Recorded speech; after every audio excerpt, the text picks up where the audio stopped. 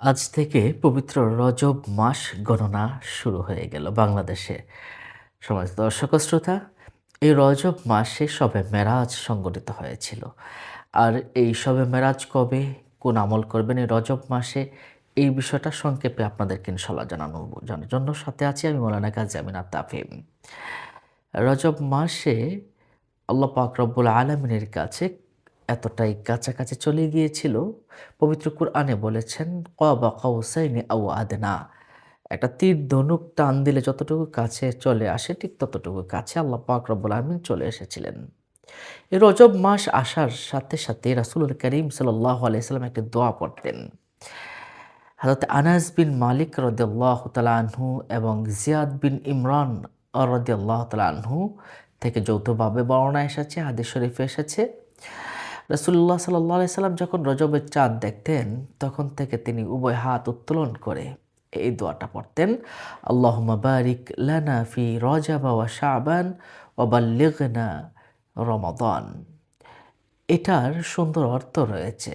এটা অর্থ হল, হে আল্লাহ, আমাদেরকে রজব এবং শাবান মাসে বরকত দান করুন এবং আমাদেরকে রমজান পর্যন্ত পৌঁছিয়ে দিন। এই দোয়াটা রাসূলুল্লাহ সাল্লাল্লাহু আলাইহি ওয়াসাল্লাম পড়তেন এবং সাহাবায়ে কেরামদেরকেও বলেছেন, তোমরা এই দোয়াটা সর্বক্ষণিক পড়ো। সুতরাং প্রথমে আমাদেরকে দোয়াটা পড়তে হবে। এবারে আসুন আমরা জেনে নেই শবে মেরাজ। ২০২৬ সালের শবে মেরাজ কবে আমরা উদযাপন করব। যেহেতু ৭ই পৌষ ২২শে ডিসেম্বর রজব মাস গণনা শুরু হবে, সেই সুবাদে শবে মেরাজ হবে ২৬শে রজব, ২ মাঘ, ১৬ই জানুয়ারি ২০২৬ রোজ শুক্রবার দিবাগত রাতেই বাংলাদেশে ইনশাআল্লাহ শবে মেরাজ উদযাপন করা হবে। তাহলে ১৬ই জানুয়ারি দিবাগত রাত, শুক্রবার দিবাগত রাতে আমরা শবে মেরাজ পালন করব। এ রাতে আমরা নামাজ আদায় করব এবং এই মাসে বেশি বেশি করে রোজা, নামাজ ইত্যাদি দোয়া দুরুদ আমরা অবশ্যই বেশি করে পাঠ করব। বিশেষ করে আমাদেরকে আমরা এই জিনিসটা বেশি করব যে নামাজ, নফল নামাজ, যেহেতু এই মাসেই আল্লাহ পাক রব্বুল আলামিন রাসূল করিম সাল্লাল্লাহু আলাইহি ওয়াসাল্লামের মাধ্যমে বান্দাদের উপরে ৫ ওয়াক্ত নামাজকে ফরজ করে দিয়েছিলেন। এজন্য আমরা বেশি বেশি করে নফল নামাজ পড়তে পারি। স্বাভাবিকভাবেই নফল যেভাবে পড়ে সেভাবে আমরা পড়তে পারি।